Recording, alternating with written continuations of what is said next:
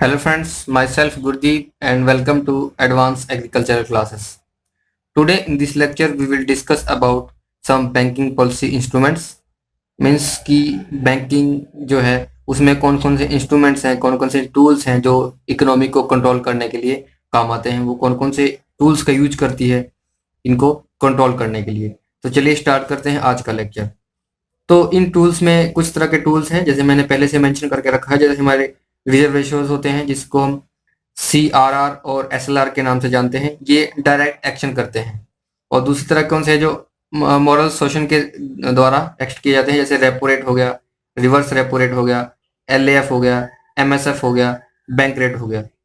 और कुछ credit rationing etcetera होते हैं, वो किस आधार पे होते हैं? ओपन मार्केट ऑपरेशंस, OMOB इसको बोला जाता है। तो चलिए इन सब के बारे में एक करके देखते हैं कि ये टूल्स कैसे यूज किए जाते हैं इकोनॉमी को कंट्रोल करने के लिए, मनी को कंट्रोल करने के लिए बैंक्स में। तो सबसे पहले देखते हैं हम CRR। CRR क्या है? कैश रिजर्व रेशो क्या होता है? तो रिजर्व रेशोज में दो हैं, CRR एंड SLR। तो CRR जो करंट वैल्यू चल रहा है अभी करंट का, वो 4% होती है। तो CRR की डेफिनेशन क्या है? Cash reserve ratio means banks in India are required to hold a certain proportion of their deposit in the form of cash। Means कि जो कुछ बैंक्स होती है उनको कुछ अमाउंट अपने पास रिजर्व करके रखना पड़ता है। सपोज कि कोई बैंक है, उसके पास मनी है, सपोज 100 करोड़ रुपीस है, तो उसको उसमें से ऐसा नहीं कि पूरा पूरा वो किसी को लैंड कर देगा, किसी को लोन पे दे देगा, वो ऐसा नहीं कर सकता है। तो उसके लिए जो RRB ने रूल्स बनाए हैं कि उसको एटलीस्ट उसका 4% RRB के पास जमा करना पड़ेगा, उसको RRB के पास रखना पड़ेगा। तो वही जो परसेंटेज जो RRB के पास एज सिक्योरिटी रखता है, जो उसको कभी जरूरत पड़ सकती है, तो इसलिए जो उसको रखता है उसको हम कैश रिजर्व रेशो बोलते हैं। उसको मस्ट है कि उसको मनी के रूप में RRB के पास रखना ही पड़ेगा। उसके बाद हम करते हैं SLR means statutory liquidity ratio, जो कि अभी करंट में 20.50% रखा गया है। जो पहले 21.25% था, जो भी चेंज करके 20.50% कर दिया गया है। तो ये भी एक रिजर्व रेशो है जो कि RBI के पास ना रख के बैंक को खुद के पास रखना पड़ता है। मीन्स अगर उसके पास 100 करोड़ रुपीस है तो बैंक को उसका 20.50% अपने पास रखना पड़ेगा। उसमें से उसको एक भी रुपया किसी को लोन पे नहीं दे सकता है, उसको इतना मेंटेन करना ही होगा। तो कुल मिला के अगर दोनों को हम ऐड करते हैं 20.5, अबाउट हम कह सकते हैं कि अबाउट 25% जो मनी है बैंक का वो किसी काम का नहीं रहता, उसको रिजर्व रखना पड़ता है, जिसमें से कि 4% RBI के पास और 20.5% अपने पास मेंटेन करके रखना पड़ता है। इसमें से उसका यूज नहीं कर सकता है, पैसा कमाने के लिए, इंटरेस्ट पे देने के लिए उसको खुद के पास रिजर्व करके रखना होगा। तो इसलिए इन दोनों को हम रिजर्व रेशोज बोलते हैं, जो कि CRR cash reserve ratio and SLR statutory liquidity ratio बोला जाता है। तो ये जो टूल्स दोनों हैं ये इन्फ्लेशन को कंट्रोल करने के काम आते हैं। कि इन्फ्लेशन को कैसे कंट्रोल करते हैं चलिए देखते हैं। तो इन्फ्लेशन क्या होता है? इन्फ्लेशन को हम सिंपली डिफाइन कर सकते हैं increase in the price of goods. तो किसी जो गुड्स हैं उनका जब प्राइस में बहुत सडन राइज हो जाता है तो उसको हम इन्फ्लेशन बोलते हैं। तो ये कैसे होता है? सपोज हमारे पास कोई सामान है, अगर हम खरीदना जाते हैं, अगर कोई एक्स कमोडिटी है हमारे पास खरीदने के लिए जाते हैं और वहाँ पे बहुत सारे लोग आदमी लाइन में लगे हुए हैं, तो सबके पास मनी है और इसकी शॉर्टेज है जो कमोडिटी है, सपोज वो एक ही है और मेरे पास 100 रुपीज़ है, उसके बाद दूसरे लाइन में 120 रुपीज़ है, इसके बाद 130 रुपीज़ है, 140 रुपीज़ है। तो जब इनके पास एक्सेस मनी होगी, एक्सेस मनी है, तो ये बोलेंगे कि हाँ मैं इसको 100 में खरीदूंगा, तो दूसरे वाला बोलेगा मुझे चाहिए, मुझे मैं इसके लिए 120 देने के लिए तैयार हूँ। कोई तीसरा बंदा बोलेगा मुझे 130 देने के लिए रेडी हूँ, तो वो उसको खरीद लेगा। तो इस तरह से क्या हुआ, कमोडिटी की जब शॉर्टेज होगी और लोगों के पास पैसा ज़्यादा होगा, तो इसका मतलब है कि उसमें लोगों के उसका प्राइस बढ़ता जाएगा उस कमोडिटी का। तो इस तरह से बहुत से उसका प्राइस बढ़ जाता है और मार्केट में इन्फ्लेशन आ जाता है। तो इन्फ्लेशन को कंट्रोल करने के लिए दो टूल हो सकते हैं। या तो हम क्या करें कि उस जो सामान है उसका प्रोडक्शन ज़्यादा करना शुरू कर दें, या तो हम इस कमोडिटी को बहुत ज़्यादा प्रोड्यूस करें ताकि ये इसको 100 में ले, ये भी इसको 100 में ले, और ये भी इसको 100 में ले, ये भी इसको 100 में ले। या दूसरा मेथड क्या है, या हम क्या करें, इनकी जो मनी सप्लाई है इनको डिक्रीज कर दें। इनके पास 100 रुपीज है, कमोडिटी हमारे पास एक ही रहेगा, इसके पास भी 100 ही रुपीज होंगे, इसके पास भी 100 रुपीज होंगे, इसके पास भी 100 रुपीज होंगे। तो क्या होगा, ये लोग उसी 100 रुपीज में ही खरीदना पड़ेगा, ये किसी चीज का प्राइस नहीं बढ़ेगा, मीन्स कि उसके इन्फ्लेशन को कंट्रोल किया जा सकता है। तो सिमिलरली टर्म दूसरी कौन सी है, डिफ्लेशन है। डिफ्लेशन को क्या बोलते हैं, decrease in the price level of the goods. तो किसी की प्राइस लेवल घट जाता है, मीन्स कि अगर कोई कमोडिटी है, सपोज हम कोई सामान लेने जाते हैं, अगर हम ओनियंस खरीदते हैं, सपोज ओनियन मार्केट में बहुत ज्यादा हो जाते हैं, तो क्या होता है, सस्ते हो जाते हैं, 1 रुपए पर केजी हो जाता है। तो 1 रुपीज पर केजी होने का मतलब है कि वो कमोडिटी बहुत ही ज्यादा है। इसका मतलब है कि लोगों के पास पैसा नहीं है खरीदने का, सामान ज्यादा है। तो हम क्या करते हैं, इस केस में हमारा डिफ्लेशन हो जाता है। तो इन्फ्लेशन के लिए क्या होता है, मनी सप्लाई को कम कर दिया जाता है। और डिफ्लेशन के टाइम पे जो लोगों के पास पैसा 1 रुपए भी खरीदने के लिए नहीं है, तो लोगों को क्या होता है, मनी सप्लाई ज्यादा किया जाता है। तो मनी सप्लाई किया जाता है जिससे कि डिफ्लेशन को कंट्रोल किया जा सकता है। तो सीआरआर और एसएलआर ये ऐसे टूल्स है जो कि मनी सप्लाई को कंट्रोल करते हैं, इसको इंक्रीज या डिक्रीज करते हैं। तो कैसे करते हैं, अगर आरआरबी के पास ने बोला है कि हमारे पास आपको 25% रखना पड़ेगा, तो अगर उन्होंने 25% को रिजर्व रखा है, तो अगर सीआरआर और एसएलआर को कम कर दिया, तो क्या होगा, बैंक्स मनी ज्यादा देने के लिए उनके पास मनी एक्स्ट्रा हो जाएगी। तो बैंक्स के पास ज्यादा मनी होगी तो लोगों को मनी दे देगी। तो इसका मतलब क्या होगा, डिफ्लेशन को कंट्रोल कर लिया जाएगा। अगर आरआरबी ने बोला कि आपको हमारे पास ज्यादा मनी सबमिट करना है, आप सीआरआर और एसएलआर को बढ़ा देगा, तो वो इन्फ्लेशन को कंट्रोल करने के काम आएगी। अगर वो उसने बोल देगा आपको 50% अपने पास रिजर्व करके रखनी है मनी, तो बैंक के पास लोगों को देने के लिए मनी नहीं रहेगी, यानी मार्केट में मनी कम हो जाएगी। तो इसका मतलब है कि अगर इन्फ्लेशन को कंट्रोल करना है तो हमको सीआरआर और एसएलआर को इंक्रीज करना होगा। अगर हमको डिफ्लेशन को कंट्रोल करना है तो सीआरआर और एसएलआर को डिक्रीज करना होगा, जिससे कि मनी सर्कुलेशन ज्यादा हो जाए। तो ये कंसेप्ट है सीआरआर और एसएलआर का, जो कि मेन टूल्स है किसी कंट्री की इकोनॉमी को कंट्रोल करने के लिए। तो इस तरह से हम इनका यूज करते हैं। नेक्स्ट चीज हम देखते हैं लायबिलिटीज। तो लायबिलिटीज क्या होती है, लायबिलिटीज होती है कि उसकी जो एक तरह से उसकी रिस्पॉन्सिबिलिटी क्या है बैंक की, कि वो क्या क्या रिस्पॉन्सिबिलिटी रखता है, कैसे कैसे उनको मनी कंट्रोल करता है। तो रिस्पॉन्सिबिलिटी क्या होती है, पहले बोलते हैं हम डिमांड लायबिलिटी और टाइम लायबिलिटी। तो डिमांड लायबिलिटी कौन सी है, जैसे हम आपने बहुत टर्म को सुना होगा, CASA term. CASA term means current account and saving account. तो current account and saving account, तो ये ऐसा अकाउंट होता है, मैंने टर्म्स वाले लेक्चर में डिटेल में बताया है, उसमें डेफिनेशन भी दी है मैंने। करंट अकाउंट और सेविंग अकाउंट मीन्स जिसमें कि इंडिविजुअल कोई अपना अकाउंट दे सकता है, कोई बहुत बड़ी ट्रांजेक्शन्स के लिए। जो छोटी ट्रांजेक्शन होती हैं कंपेरेटिवली उसमें सेविंग अकाउंट होता है, जो बड़ी ट्रांजेक्शन होती है उनमें करंट अकाउंट होता है। जैसे इंडस्ट्रीज वगैरह में करंट अकाउंट खोला जाता है जिसमें कि बहुत बड़े बड़े ट्रांजेक्शन किए जाते हैं करोड़ में। सेविंग अकाउंट ये मतलब नहीं है कि आप करोड़ लाख्स में कर सकते हैं, लेकिन इतना हाई अमाउंट लैक्स में नहीं कर सकते और करोड़ में नहीं कर सकते, तो इसमें आपका करंट अकाउंट बनाया जाता है। तो ये होती है आपकी लायबिलिटी, ये रिस्पॉन्सिबिलिटीज होती है। नेक्स्ट होती है आपकी DD. DD means demand draft. तो इसमें क्या होता है कि आप कभी भी अपना मनी को सबमिट कर सकते हैं बैंक को, और कभी भी अपनी विड्रॉ कर सकते हैं। इसमें आपको कोई भी बाउंडेशन नहीं होता कि आप किसी फिक्स पीरियड के बाद ही उसको निकाल सकते हैं। लेकिन जो टाइम लायबिलिटीज होती है, जैसे फिक्स डिपॉजिट हो गया, रिकरिंग डिपॉजिट हो गया, या फिर स्टाफ सिक्योरिटी डिपॉजिट हो गया, एसएसडी, तो इनको क्या होता है, आप इनको रिटर्न नहीं ले सकते हैं। आपने अब सबमिट किया है तो आपको उतने पीरियड तक इसको रखना होगा, तभी बैंक आपको उस पर इंटरेस्ट देने वाला है, अदरवाइज उस पर इंटरेस्ट नहीं देगा। तो फिक्स डिपॉजिट में क्या करते हैं, हम किसी मनी को डिपॉजिट करते हैं, कि हम बोलते हैं कि हमारा ये मनी है, आप 1 ईयर तक रखिए, 5 ईयर तक रखिए, आप 10 ईयर तक रखिए, हम तब तक मनी हम नहीं लेंगे अपनी। तो इस तरह से मनी 5 ईयर तक बैंक रखता है अपने पास, उस पर इंटरेस्ट देता है। तो बैंक को फायदा होता है कि उसको ये पता है कि अब बंदा ने 1 साल के लिए किया था, 1 साल तक वो मांगने के लिए नहीं आएगा, तो वो इस मनी को किसी दूसरे को लोन पे दे सकता है, इसका यूज कर सकता है। अगर आप उसे मांगने जाते हैं तो आपको पेनल्टी लग जाती है। इस तरह से जो करंट अकाउंट होता है या सेविंग अकाउंट होता है, इसमें आपको जो इंटरेस्ट होता है बहुत ही कम होता है, से 5%, 6% इस तरह होता है। और जो फिक्स डिपॉजिट होते हैं, टाइम लायबिलिटी होती है, इसमें आपको जनरली हायर अमाउंट दिया जाता है, हायर इंटरेस्ट दिया जाता है, से 9%, 10%, 12%, इस तरह से आपको हायर इंटरेस्ट रेट दिया जाता है।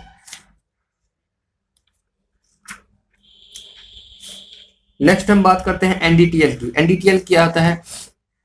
NDTL means net demand time liability. तो नेट डिमांड टाइम लायबिलिटी क्या है? मीन्स कि अगर किसी बैंक के पास, सपोज ये कोई बैंक है, उसके पास किसी ने डिपॉजिट किए 100 करोड़ रुपए, ठीक है, तो अब बैंक के पास 100 करोड़ रुपीज हो गए, ठीक है, और उसमें से कुछ लोन लेने के लिए आए, कुछ अपना विड्रॉ करने के लिए, तो उसने उसको 50 करोड़ दे दिए। सपोज ये डिपॉजिटर्स हैं, ये रिसीवर्स हैं या लोन जिसको लेना है, तो उन्होंने सपोज 50 करोड़ दे दिए, तो अभी बैंक के पास नेट कितना बचा है? 50 करोड़ बचा है नेट। तो जो नेट अमाउंट होगा उसके ऊपर ही सीआरआर और एसएलआर काउंट किया जाता है। ये नहीं कि आपके आज अकाउंट में, आपके बैंक में 100 करोड़ रुपीस आए और आपने कहा कि इसका 25% आप रख दीजिए। ऐसा नहीं होगा, 25% रखा जाएगा, 25% टोटल मिला के। एक राउंड फिगर बता रहा हूँ, आप फिगर्स में मत जाइए, जो एक्चुअल है वो एक्चुअल रहेगा, मैं जस्ट एग्जांपल ले रहा हूँ। वो नहीं कहेगा कि आप 25% आज ही रख दीजिए, कल फिर 150 करोड़ आया तो आप उसमें से उसका 25% रख दीजिए, ऐसा नहीं होगा। ये 2 फोर्टनाइट मतलब कि 1 मंथ के बाद कैलकुलेट किए जाते हैं। जनरली फ्राइडे को कैलकुलेट किए जाते हैं कि आपके पास अब इतना मनी हो गया है, नेट डिमांड टाइम लायबिलिटी इतना है, इसका आपको 25% मीन्स 4% आपका सीआरआर और 20% के आसपास आपका एसएलआर आपको मेंटेन करना है। तो इस तरह से दोनों को मेंटेन किया जाता है। इस एनडीटीएल के ऊपर ही काउंट किया जाता है, 1 मंथ के बाद होता है, तो ये नहीं है कि रोज रोज होता है। नेक्स्ट जो एसएलआर मैंने बताया था कि ये जो एसएलआर होता है उसको 20.5% जो इसको मेंटेन करना है। ये जरूरी नहीं कि वो कैश ही अपने पास रखेगा, वो कैश हो सकता है गोल्ड के रूप में या किसी गवर्नमेंट सिक्योरिटीज के रूप में आप बैंक अपने पास जमा रख सकता है। उसके पास ये फिक्स नहीं है कि आपको कैश ही देना है। जबकि जो हमारा सीआरआर होता है, सीआरआर सिर्फ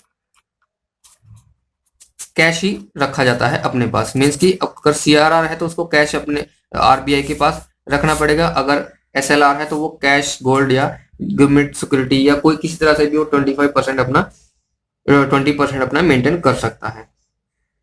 तो जो आरबीआई है, तो जो सीआरआर और एसएलआर का यूज करती है मनी सर्कुलेशन को कंट्रोल करने के लिए। मैंने पहले भी ऑलरेडी एक्सप्लेन कर दिया कि कैसे उसको करती है। अगर वो आरबीआई अपने सीआरआर और एसएलआर को बढ़ा देगा तो मनी सर्कुलेशन कम हो जाएगा, अगर सीआरआर और एसएलआर इंक्रीज कर दिए तो मनी सर्कुलेशन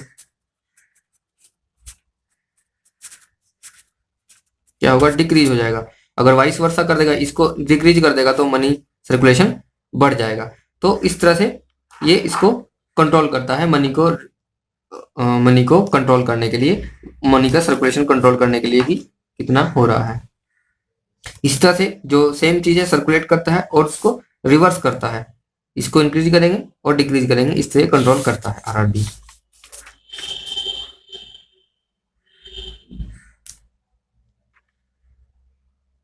और जिस तरह से कंट्रोल करेगा इन्फ्लेशन डिफ्लेशन भी उसी तरह से कंट्रोल होगा। अगर बढ़ जाएगा तो इन्फ्लेशन कंट्रोल हो जाएगा, घट जाएगा तो डिफ्लेशन कंट्रोल हो जाएगा।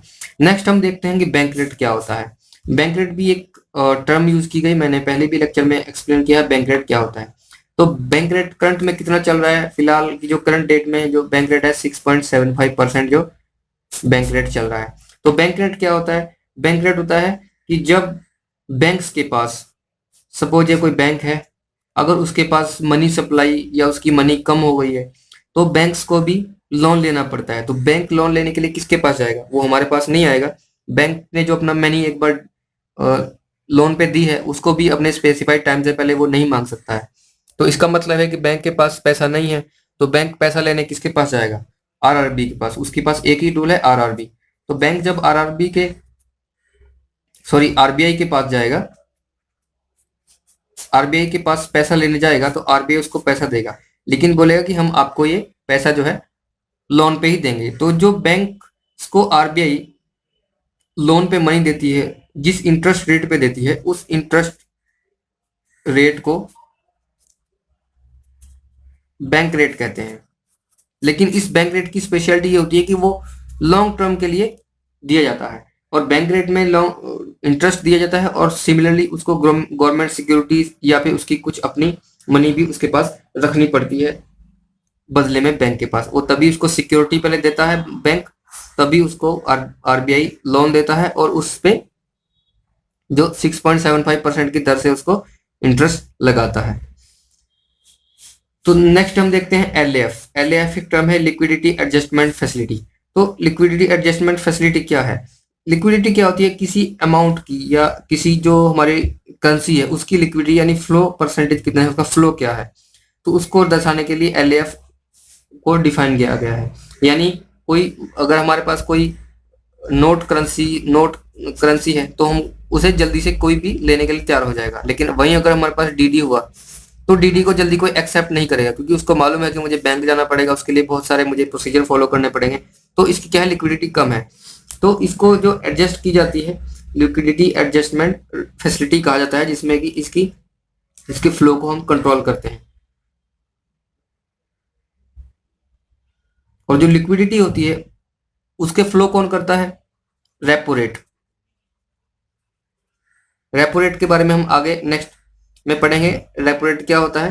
तो रेपो रेट जो होता है वो इसकी लिक्विडिटी को एडजस्ट करता है, यानी सर्कुलेशन को कम या ज्यादा करता है। तो अब हम देखते हैं रेपो रेट के बारे में। तो रेपो रेट क्या होता है?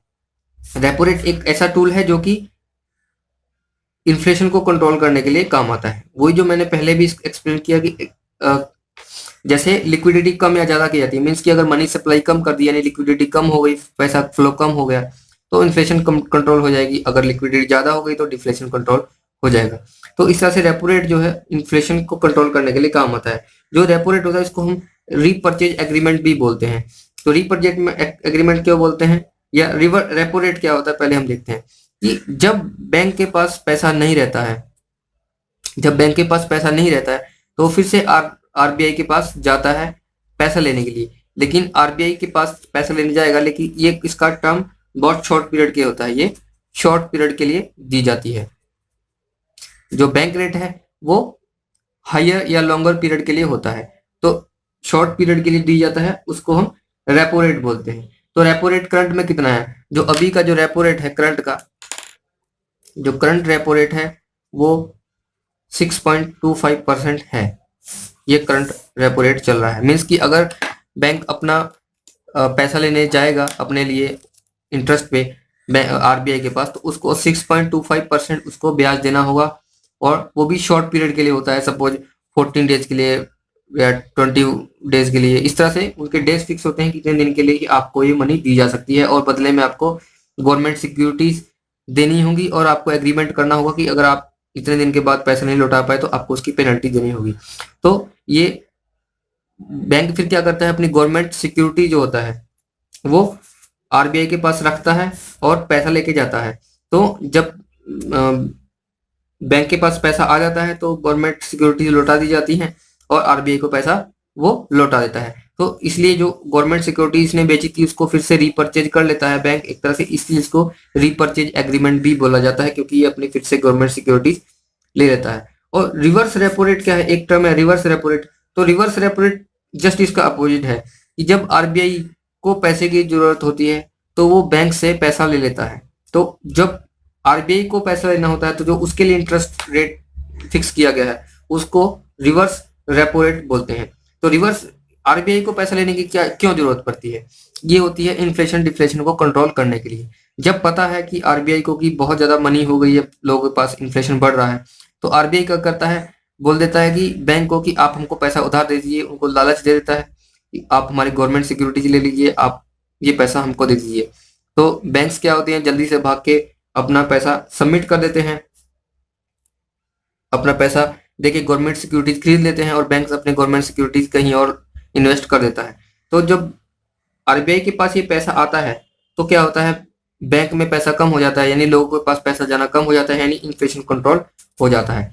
तो जो रिवर्स रेपो रेट और रेपो रेट है, इन्फ्लेशन और डिफ्लेशन को कंट्रोल करने के लिए यूज किया जाता है, तो इसलिए इनको लिक्विडिटी एडजस्टमेंट फैसिलिटी भी कहा जाता है, जो रेपो रेट और रिवर्स रेपो रेट को। नेक्स्ट देते हैं एमएसएफ या मार्जिनल स्टैंडिंग फैसिलिटी। तो ये क्या होती है एमएसएफ? तो एमएसएफ ये होता है कि जब बैंक के पास पैसा कम होता है और उसके पास पैसा जो गवर्नमेंट सिक्योरिटीज वगैरह नहीं होती हैं आरबीआई को देने के लिए जिससे उससे पैसा उधार ले सके, तो वैसे तो बैंक अपना जो एसएलआर है वो यूज नहीं कर सकती है बैंक को उधार लेने के लिए अपने गवर्नमेंट सिक्योरिटीज के लिए, क्योंकि आरबीआई उसको तभी पैसा देगा जब वो आरबीआई को बैंक कुछ गवर्नमेंट सिक्योरिटीज देगी, कुछ मनी देगी उसको रखने के लिए, सिक्योरिटी के लिए। लेकिन जो एसएलआर होता है वो 20% बैंक के पास फिक्स रहता है, लेकिन उसका यूज ना तो लोन देने के लिए कर सकती है ना तो आरबीआई को देने के लिए करती है। लेकिन कुछ ऐसी स्थिति इमरजेंसी आ जाती है जबकि बैंक के पास बिल्कुल भी कुछ पैसा नहीं होता, तो उसको एक फैसिलिटी दी गई है एमएसएफ, जिसके तहत वो अपने एसएलआर का कुछ परसेंट बैंक आरबीआई को दे सकती है। सिर्फ वो इमरजेंसी केसेस में ही होता है कि कुछ उसके रूप में रख के कुछ वो मनी उससे लोन पे ले सकती है। इसको ही फैसिलिटी को हम एमएसएफ या मार्जिनल स्टैंडिंग फैसिलिटी बोलते हैं। तो चलिए अब हम देख लेते हैं कि रेपो रेट और रिवर्स रेपो रेट में क्या डिफरेंस है। तो रेपो रेट और एमएसएफ में क्या डिफरेंस है। तो रेपो रेट क्या होता है, इसमें जो रेपो रेट का क्या होता है कि मिनिमम या मैक्सिमम की, इसमें जो रेपो रेट के तहत यानी जो बैंक शॉर्ट टर्म के लिए पैसा ले सकता है उसके लिए क्या गया कि आप शॉर्ट टर्म के पैसा लेंगे आरबीआई से, लेकिन उसमें क्या होगा मिनिमम आपको 5 करोड़ तो लेने ही होंगे, तो मिनिमम उसका 5 करोड़ होगी और उस पर जो भी उसका इंटरेस्ट रेट होगा, सपोज 6.25 दिया गया है रेपो रेट पे, तो आपको 6.25 14 डेज के लिए या 21 डेज जितने भी दिन के लिए है आपको मिनिमम अमाउंट 5 करोड़ लेना पड़ेगा और मैक्सिमम आप कितना भी ले सकते हैं, नो लिमिट। और अगर हम एमएसएफ देखते हैं, एमएसएफ के लिए आपको मिनिमम 1 करोड़ लेना होगा एमएसएफ में, यानी जो आप इमरजेंसी में लेते हैं तो आपको मिनिमम 1 करोड़ रुपया लेना होगा, ये इमरजेंसी के लिए ही यूज होता है। और फिर उसके बाद है जो रेपो रेट होता है उसके तहत कौन कौन सी इंस्टीट्यूशन या कौन कौन सी लोग जो आरबीआई से लोन ले सकते हैं, उसके लिए कौन कौन ले सकते हैं, ऑल बैंक्स ले सकती हैं, उसके बाद यूनियन बैंक्स ले सकती हैं, उसके बाद स्टेट गवर्नमेंट ले सकती है, उसके बाद नॉन बैंकिंग फाइनेंस इंस्टीट्यूट भी लेते हैं, नॉन बैंकिंग जो इंस्टीट्यूट्स होते हैं वो भी ले सकते हैं, non banking NBFC financing institutes होते हैं वो भी, कॉर्पोरेशंस वो भी ले सकते हैं। यानी इन जो रेपो रेट के तहत आरबीआई से पैसा लेने के लिए कोई भी जा सकता है, किसी को भी पैसा मिल सकता है, लेकिन आपको बदले में गवर्नमेंट सिक्योरिटीज या आपको उसके बदले में उसको सिक्योरिटी देनी होगी, इसके लिए किसी को भी मना नहीं है। लेकिन जो एमएसएफ होता है वो सिर्फ बैंक्स ही ले सकते हैं, ओनली बैंक्स ले सकती हैं, वो भी कौन सी, जो शेड्यूल्ड या कॉमर्शियल बैंक्स हैं,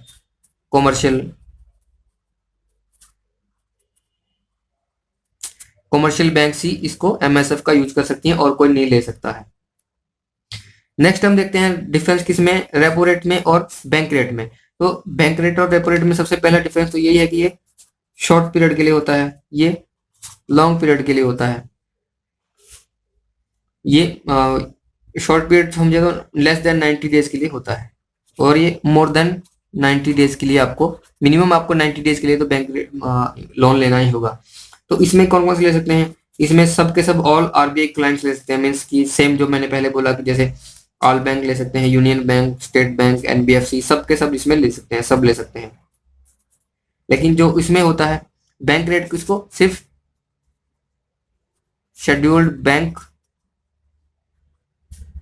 या कॉमर्शियल बैंक ही ले सकती हैं और इसके बदले में आपको गवर्नमेंट सिक्योरिटी देनी पड़ती है, गवर्नमेंट। और इसमें कोई भी ऐसा गवर्नमेंट सिक्योरिटी या कोलेटरल नहीं होता है, नो कोलेटरल। कोलेटरल मीन्स कि जो हम प्रूफ के लिए देते हैं कि हम मनी नहीं लौटा पाए तो आप हमारी मनी रख सकते हैं, तो इस तरह का जो है उनके पास कुछ भी देना नहीं पड़ता है। तो नेक्स्ट बात करते हैं हम रिवर्स रेपो रेट की। तो रिवर्स रेपो रेट मैंने पहले बताया कि जो जब आरबीआई को जरूरत पड़ती है इन्फ्लेशन डिफ्लेशन को कंट्रोल करने के लिए, इन्फ्लेशन के लिए वो रेपो रेट यूज करता है और डिफ्लेशन के लिए वो रिवर्स रेपो रेट यूज करता है। तो इस तरह से जो रिवर्स रेपो रेट है, जब आरबीआई बैंक से लोन मांगती है और उसके लिए जो उसको दिया जाता है इंटरेस्ट रेट, उसको हम रिवर्स रेपो रेट बोलते हैं। तो रिवर्स रेपो रेट करंट में कितना चल रहा है, 6.25% करंट का रेपो रेट है। तो इस तरह से ये रेपो रेट भी डिसाइड किया गया कि बैंक्स को कितना इंटरेस्ट मिलेगा जब आरबीआई उससे पैसा उधार लेगी।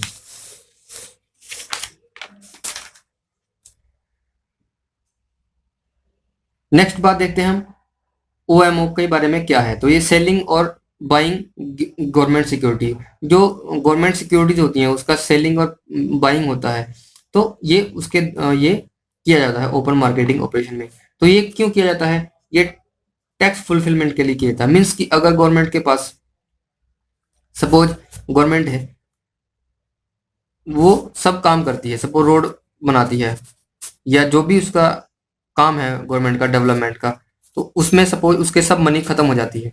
तो सब मनी खत्म होने के बाद क्या करती है, उसको टैक्स लेती है मनी को फुलफिलमेंट करने के लिए। सपोज उसने टैक्स ले लिया, टैक्स लेने के बाद भी उसके पास कुछ पैसा नहीं बचा है टैक्स के बाद भी, तो अब उसको क्या करना पड़ेगा, क्योंकि आगे का खर्चा चलाने के लिए उसको कुछ ना कुछ तो पैसा चाहिएगा, वो बंद नहीं कर सकती है वर्क अपना।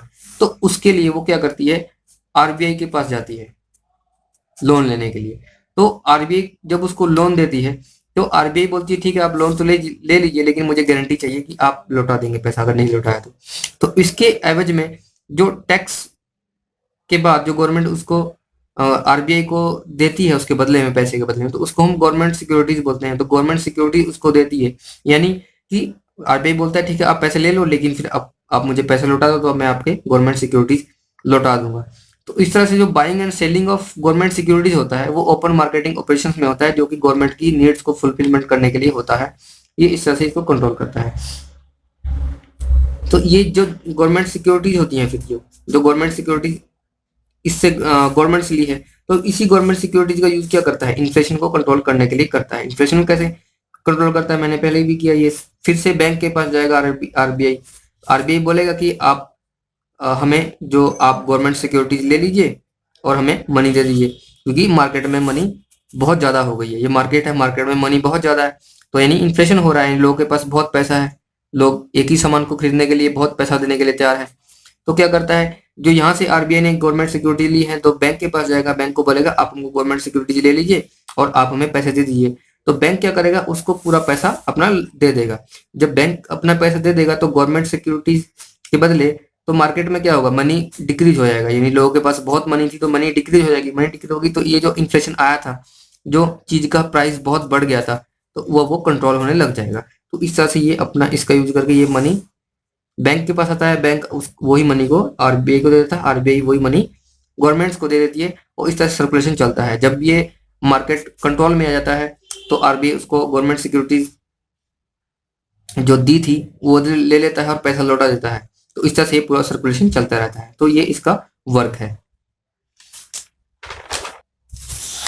सो फ्रेंड्स, आई होप कि आपको ये लेक्चर पसंद आया होगा, आपको ये सब बातें समझ में आई होगी। अगर आपको ये लेक्चर पसंद आया है तो प्लीज़ आप लाइक करें, शेयर करें, कमेंट करें। Thank you for watching.